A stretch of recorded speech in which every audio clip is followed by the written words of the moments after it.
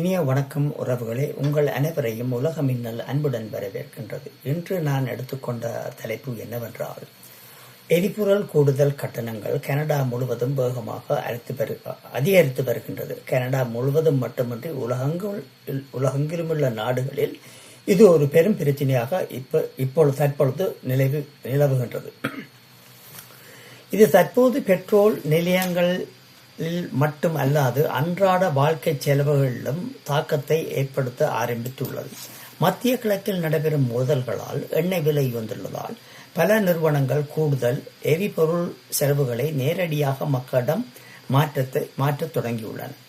விமான நிறுவனங்களும் இதனால் பாதிக்கப்பட்டுள்ளன.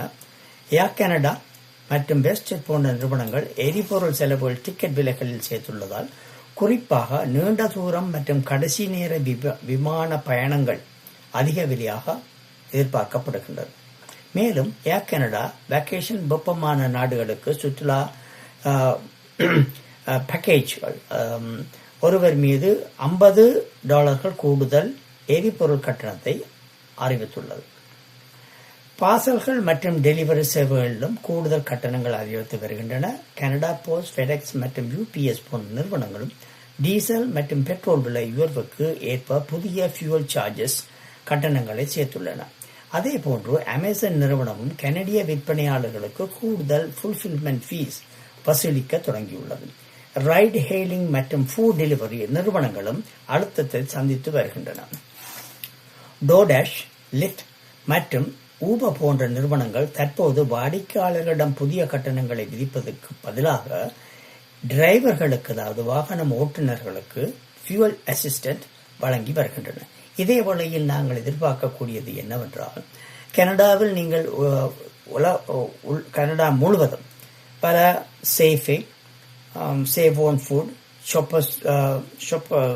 Shoppers drug mart, Walmart, super store போன்ற பலவிதமான உணவுப் பொருட்களை விற்பவர்களும் நாங்கள் நமக்கு தேவையான உணவுப் பொருட்களின் விலைகளும் கூடுதலாகத்தான் இருக்கும். ஏனென்றால் பல பொருட்கள் வெளிநாடுகளிலிருந்து தான் வருகின்றன.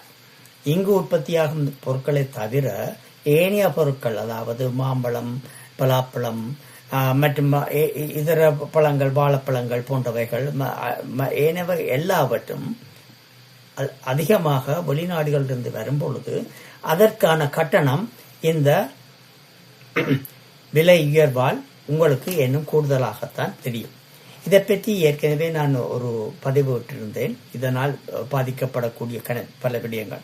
இதே வேளையில் தற்சமயம் ஒருத்தருக்கு சுகமில்லாமல் இருப்போம் மருத்துவ நிலையில் இருந்தால், அவருக்கு சுகாதார நிலை ஏற்பட்டு அவருக்கு மருந்து இங்கு கிடைக்காவிட்டால், அமெரிக்காவில் இருந்தோ அல்லது வேறு நாடுகளிலிருந்து நீங்கள் எடுக்க வேண்டிய சந்தர்ப்பம் ஏற்பட்டால் அதற்கும் நீங்கள் அதிகமான செலவு. ஏனென்றால் அதை அங்கிருந்து அந்த பொதியை கொண்டு வரத்துக்கு ஏற்படக்கூடிய செலவுகள் இந்த டீசல் மற்றும் எண்ணெய் போன்ற விடயங்களால் உங்களுக்கு கூடுதலாகத்தான் தெரியும் என்பதை நான் அறியப்படுத்த விரும்புகின்றேன். ஆகவே தயவு செய்து எனது பதிவுகளை பாருங்கள். இதே போன்ற பதிவுகள் நான் ஜனவரி 1 முதல் பல பதிவுகளை ஏற்கனவே வெளியிட்டிருக்கின்றேன். அது மக்களுக்கு முக்கியமான பதிவுகளாகத்தான் இருக்கும். எனவே அதை பார்த்து உங்களுக்கு விருப்பமான நண்பர்கள், உறவினர்கள் எல்லாருடன் பயந்து அவர்களின் நன்மை அடைய வேண்டும் என்று விரும்பிக் கொள்கின்றேன். அதே போன்று எனது வேண்டுகோளை விடுத்து நீங்கள் செய்கின்ற நம்பிக்கொண்டு உங்களிடம் விடுகின்றேன். நன்றி, வணக்கம்.